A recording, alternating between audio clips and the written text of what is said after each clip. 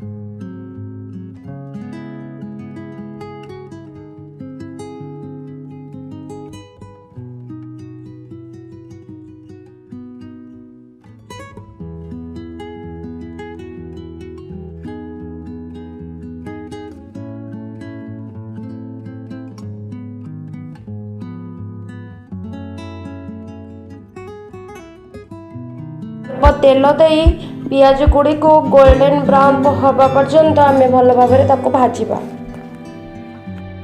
देखो मु गोटे चामच अदा रसुण पेस्ट दे देइछि। अदा रसुण कंचा स्मेल जीवा पर्यंत आम भल भाव भाजवा। एठी मु टमाटो दे देइछि। टमाटो को भल भाव भाजी नेउछि। एबे आम गोटे चामच हळदी देबा आउ गोटे चामच कश्मीरी लाल मिर्च देबा। देन सबु गुडी को एबे आमे भल भाव मिक्स करवा।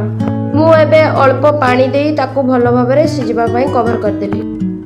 एबे आमे अल्प चिकन मसला, धनिया पाउडर, मिक्स मसला, जीरा गुंड देई भल भाव आमे ताकू मिक्स करवा। जे पर्यंत मसला तेल छाड़ी न देइछि से पर्यंत आमे कसिबा। चलंतु आमे एबे भाजी रखिथिबा आलू को एबे ऐड करवा। आलू को एमिति भल भाव आमे ताकू कसिबा।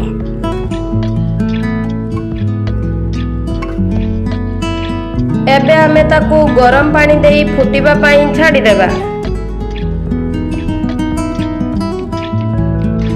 एबे आमे स्वाद अनुसार लूण ऐड करिबा। देखंतु सांग माने हमर तरकारीटी फुटी आसिलानी। एबे आमे बरा गुडी को ऐड करिबा। एबे आमे हल्का हाथ रे ताकू मिक्स करिबा।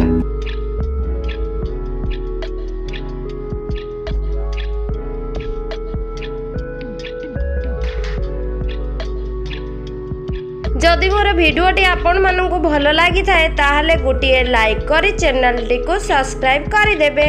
रहिली बाय, जय जगन्नाथ।